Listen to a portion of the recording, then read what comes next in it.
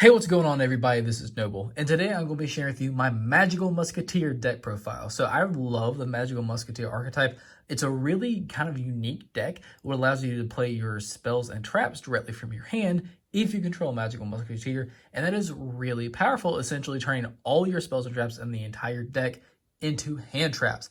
And it just gives your opponent a lot of trouble. My friends hate me playing this deck. I actually have one friend who will not even play if I play this deck because he hates Desperado that much, and it's really, really funny. So it was actually kind of expensive because Caspar and Starfire were both sitting in between $15 to $20 a piece, but they got reprinted in Dual Overload. Yeah, Dual Overload. So they are much cheaper now. And this deck is, even Secret Rare sort of dropped a ton. And this deck is way more accessible, so I really recommend you picking this up. It's fast-paced, it's just a ton of fun, and let's get right on into it. As always, while you're here, you might as well subscribe if you haven't already. Go ahead and hit that bell so you can become a part of the notification team and get notifications for deck profiles and testing combos just like this one, and give us a thumbs up if you like it. So to start off with, we're going to be playing 3 Caspar. Now, all the Magical Musketeers share the ability that during either player's turn, you can activate Magical Musket spells and traps from your hand. So they all share that ability, so just to save some time, I'm not going to repeat that anymore. But then they have kind of like a Mech Knight thing to them, to where columns play a role. So each one's ability and effect fires off when a spell or trap is activated in their column. So for instance, Caspar, when a spell or trap card is activated in his column, you can add a Magical Musket card from your deck to your hand. Any Magical Musket card doesn't just have to be a monster, but not a card the same name as the activated card. So if you activate like a last stand, you can't add another last stand, but you can add a Desperado or anything else that you need for that particular situation. So that is really helpful. The next 3 that we're playing is Magical Musketeer Starfire. Now, Starfire and Caspar are the 2 that you are going to want to see as soon as possible in your opening hand. Because what Starfire does is when a spell trap card is activating her effect, you special summon 1 level 4 or lower Magical Musket monster from your deck in defensive position, except another copy of this card. You only use this effective Magical Musketeer Starfire once per turn. So a lot of times you're going to use her to get out Caspar if you don't already have Caspar in your opening hand, but she is really helpful for bringing stuff out from the deck that we need. I'm playing 2 Mastermind Zakiel. Zakiel is interesting. I actually play him at 2. A lot of people don't, but I do. Because he's good. So you can tribute some of this card by tributing 1 Magical Musket monster. So he's easy to get out into the field. During either player's turn, you activate Magical Musket spells and traps from your hand. They all do that. But once per turn during your opponent's end phase, you can draw numbers. You can draw cards equal to the number of Magical Musket spells and traps you activate this turn while this card is face up on the field. You can only use this effect of Magical Musket Mastermind Zakiel once per turn. Probably not saying that right. But it's really cool because if you activate like 2 or 3 or even 4 spells and traps during your opponent's turn, you get to draw that many cards during the end phase, and that is really cool. I really like him. He is easy to get out, and he has a great effect. And on top of all of that, we can bump him up to 5,000 really easily with a card I'll show you in a little bit. So he also gets beefy. So the next 3 over playing is 3 Kid Brave. Now you could bump Kid Brave down to 2 if you were so inclined, and that would be fine. But Kid Brave really helps with more breakier hands, because what he does is when a spell or trap is activated in his column, you can discard a Magical Musket card and then draw 2 cards. You only use this effective Magical Musketeer Kid Brave once per turn. So that is really cool. He helps out with more awkward hands, and that is always nice. I'm playing 2 Wild. So Wild's neat. What he does is if a spell or trap card is activated in his column, you can target 3 Magical Musket cards in your graveyard and shuffle all 3 into the deck and then draw a card. So that's cool, being able to just get those resources back into our deck so we can hopefully draw them again. And then you get to draw an additional card, so that's cool. You could only play 1 Wild if you wanted to, and that would, honestly, that'd be really fine. I'm playing 2, yeah, I'll do this down here. 2 Calamity. Calamity is, I like Calamity a lot, because what it does is, if a spell or trap card is activated in her column, you can target a Magical Musket monster in your graveyard and special summon defense position. So I like that because it just helps out with getting bodies back onto the field from our graveyard and us being able to use them. So like if you had a Starfire in the graveyard, you bring it back and then play something in her column, activate her effect, or Caspar or something, so that's cool. I'm playing 1 Doc. You could bump Doc up to 2 if you want to get rid of like a Wild or something. That would be fine. But what he does is you can add a Magical Musket card from your graveyard back to your hand, but not a card with the same name as the activated card that you played in this column. So that's cool, because if you need like a Desperado or something, or if you have like a Crooked Crown or something, you play Crooked Crown in his column and then add back Desperado. And then you'd be able to play Desperado whenever you wanted to because you controlled a magical musket monster. So that is really helpful. And then for the last 3, just 3 Ash, because you knew that was coming, just because we are not trying to deal with whatever our opponent has to offer. So we want 3 Ash to help out with that greatly. So that's it for the monsters. Not a very high monster count, but let's get into the spells. So for the spells, I'm playing, first off, 3 Call by the Grave, because, of course, 3 Call by the Grave, just because we want to Ash our opponent, and we do not want to be Ash. So that is why we're playing 3 Call by the Grave. The next 3, I'm playing 3 Cross Domination. Now, Cross Domination is really, really cool. What it does is, if you control Magical Musket monster, you can target a face-up monster on the field until the end of this turn, change its attack and defense to 0, also has effects negated. So it's a walking, what's it called? It's a lost win, is basically what it is. It's a quick play lost win that you can activate from your hand, and that is really helpful, especially if your opponent has more problematic monsters that you need to get around for that turn. So for the next 3, I'm playing 3 Last Stand. Now, Last Stand is really cool. It's the one I was talking about that can get up our Ezekiel to 5,000. So what Last Stand does is you target a magical musket monster you control, and then you double its attack and defense until the end of this turn. But it can't attack directly, and that's the only caveat. But that's okay because we can use Ezekiel to basically beat over whatever our opponent has. So that is really cool. You could play Monster Reborn in here. I didn't want to go over 40, but you could totally do that because that is a great extender as well. It's actually all I'm playing for the spells. Let's get into the traps because I'm playing a decent number of traps. So I'm playing 3 Last Stand. Now, I know a lot of people like playing this at 2, but Last Stand is just such a good card. I like playing it at 3 because what it does is it's a quick play, not quick play, it is a counter trap. So it's spell speed 3 that basically what it does is when your opponent activates a spell trap card while you control Magical Musket monster, negate the activation and destroy that card. And this is really, really good because you can stop so many of your opponents. I can tell you how many duels I've won just because I've had a Last Stand in my hand when my opponent tried to use a spell card or something to fire off like their crazy combos. And because I had this, I won. And I've used multiple ones, and honestly, I've had 2. I've wished I've had a 3rd. So I'm running it at 3, and I like it at 3, but if you don't want to run it at 3, that's totally fine. Run it at 2, or even 1 if you'd rather do that. I'm running 3 Dancing Needle. 3 Dancing Needle might be a little bit too much, so if you want to get rid of either one of these and play a Monster Reborn, that would be totally fine. But what Dancing Needle does is if you control a Magical Musket monster, you can target up to 3 cards in the graveyard and banish them. You can only activate 1 Dancing Needle per turn. So that is really cool because you basically get rid of your opponent's resources in the graveyard unless you're playing Thunder Dragon. Then definitely do not use this card against them. But Dancing Needle is cool. Now 3, probably it might be a little too much. There's times I've needed more, but if you want to run a Monster Reborn or something else, like a Dark Ruin or something else, you can totally do that as well. I'm playing 3 Desperado. Desperado is really good. It's probably my favorite trap in the whole deck. It basically pops a monster. You target 1 face-up monster on the field and destroy it. If you control a Magical Musket monster, you only activate 1 Desperado per turn. This is a really good card, especially being able to activate it from your hand. That's just so crazy. Like this and Last Stand is so good. I'm running 2 Fiendish Deal because Fiendish Deal is really, really cool. What Fiendish Deal does is a continuous trap. The Magical Musket monsters you control can't be destroyed by card effects, so it has protection. That's really cool. And if this card in your possession is sent to the graveyard by an opponent's card effect, you can add in any Magical Musket card from your deck to your hand and set another copy of this card, and you only activate 1 Fiendish Deal per turn. So that is really cool. It gives protection, and then it has a floating effect to where we can add any Magical Musket card from our deck to your hand, and that's fantastic. A lot of times my opponent won't read the second part of this card. All they focus on is that it protects my guys. So they'll pop it, and I'm like, okay, cool, that's fine. They're like, well, wait, why are you searching? Like, we should have read the card. So it's really cool. It helps out a lot, and I like it. So I'm playing 1 Crooked Crown. Crooked Crown is another continuous trap. You can only control 1 Crooked Crown, but it basically allows us during our main phase. You can special summon a Magical Musket monster from your hand, and if you do, your opponent, the main monsters and that monster's current column is unused. That column can't be used until the end of this turn, even if this card leaves the field. You only use this effective Magical Musket Crooked Crown once per turn. So it's really cool because it allows you to get an additional special summon from your hand, and that's super helpful. But I do want to note real fast, make sure you pay attention to where these 3 are, or whatever, how many copies you're running. It's totally up to you. Like if you're running, if you play a Crooked Crown or a Fiendish Deal in your like your Starfire or something, like just be careful because that stays there unless it gets popped. So you don't want to eat up too many of your zones. It has happened before,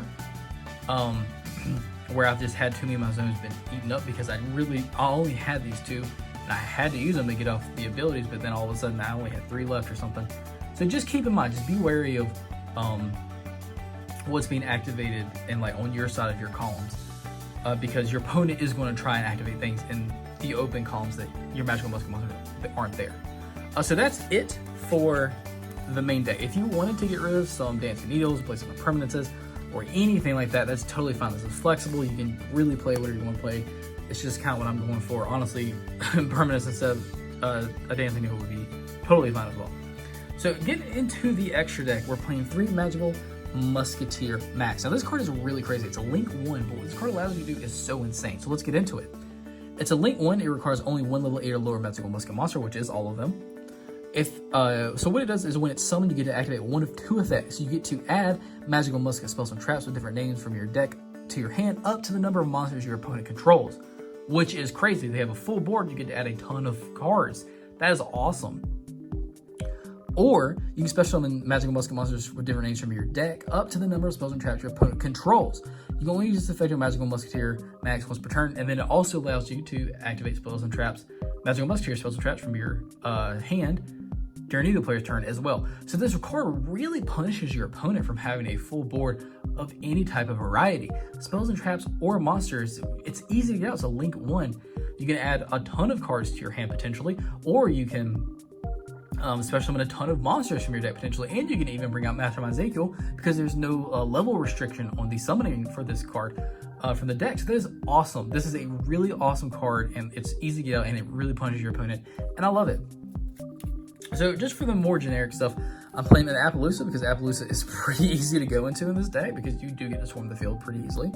A Borylthor for OTK, 1 Mekk-Knight Crusadia Avermax, 1 Unicorn Phoenix, going up, I need to go back down. A Phoenix, and I'm also playing a Cerberus for the Nightmare Trio.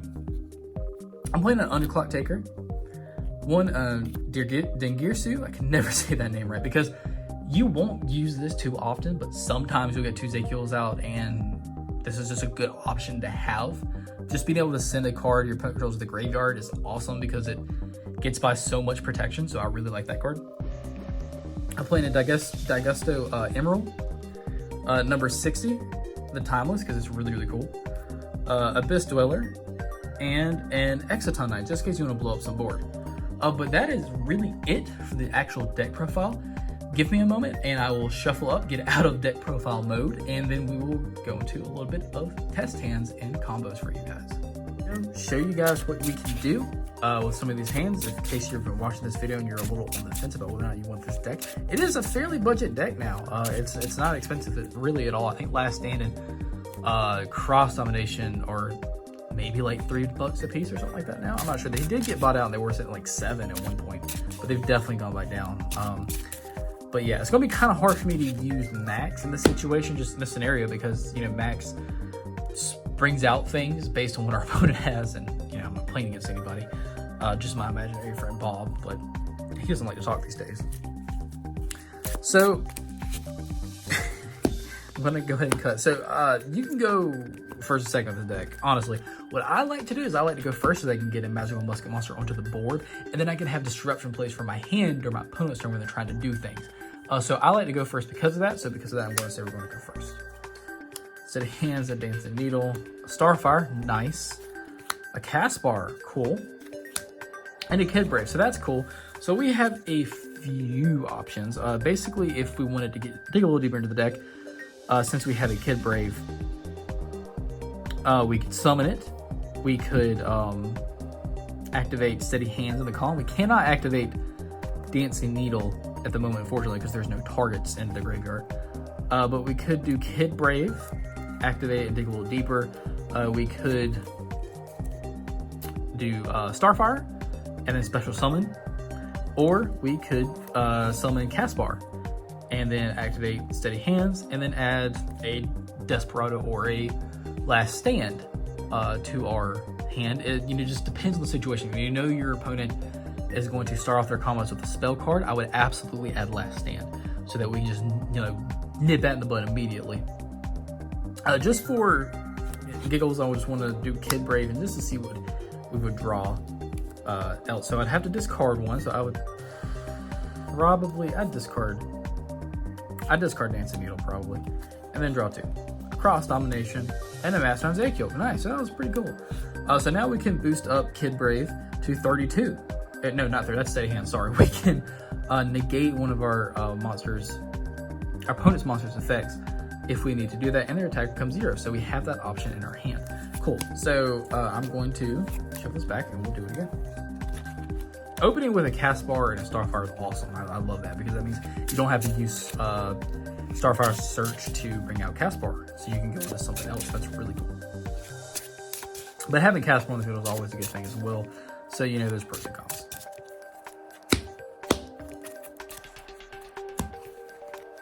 Whoa. All right, so we have a Calamity, a Kid Brave, a Caspar, give me a Cross Domination, and a Steady Hands. Cool. So that's good because there was no target for Cross Domination. So same thing with this. We could do the same thing.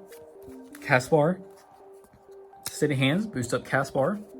It doesn't matter for this turn if we're going first because, we could just add a Last Stand, a Desperado, a Starfire, whatever else we needed. Or we could do Kid Brave and dig deeper into our deck as well. If we're going second, we'd have a Dancing Needle. If we're going second, there would definitely be targets for Dancing Needle. Like, I'm positive there would be targets for Dancing Needle. So you could activate Dancing Needle. We could do Caspar, search a card, or Kid Brave and dig deeper, go into max, and swarm the field, or add a bunch of cards to our hand. So this is really fast. Like, honestly, you can just do this, search, add Last Stand, add Desperado, whatever you needed, go that away, go into max. If your opponent had 3 monsters on the board, you could add 3 spells and traps to your hand. If your opponent had 3 spells and traps on the board, you could special summon 3 spells and traps from your deck, and that's really, really cool. So yeah, like, it's fast paced. Honestly, we'll do another one, but you can get a lot off of one card. Like, just having one Magical Musket monster on the field, it's not very intimidating, but it's not what's on the field, it's what's in your hand. So, like, your opponent's terrified. The thing about this deck is your opponent is terrified because they see a wimpy 1600 type monster, but they see your hand, which is like has 3 or 4 cards in it, and they're like, oh my gosh, like, he can activate, for all they know, we can activate any of those at any point. Traps too, and that's really crazy. It makes your entire deck into a hand trap, and that's so cool. And then just max, just being able to search out so many things. I love this deck, guys. If you can't tell, I love this deck.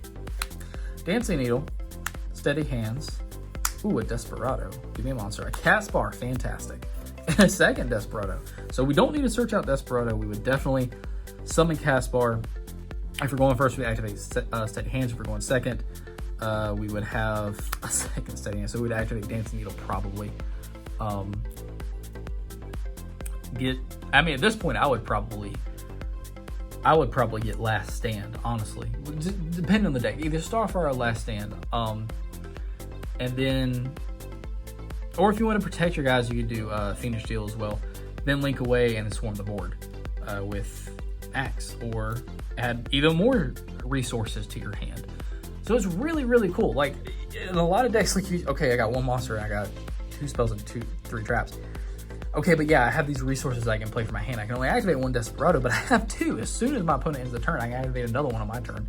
Or as soon as I end my turn, I activate another one on my opponent's turn. This is really cool, guys. I think that's really enough. But this is just a really, it's just a fun deck. Just being able to have a monster, being able to double its attack, being able to lost wind your opponent, being able to pop straight from your hand, being able to banish your opponent's resources from the graveyard, and being able to negate and destroy your opponent's spells and traps, which, fire off their combos, all from your hand. That is so cool. And then just a Link 1 monster that allows you to either swarm the board or add up to, 5 or whatever resources to your hand to use against your opponent. That is so much fun. I really recommend you guys picking up this deck and checking it out. It is not that expensive anymore like it was at one time, and I really don't think you're going to regret it. But let me know down in the comments below, have you played against a Magical Musket deck? I would love to hear, have you played with them?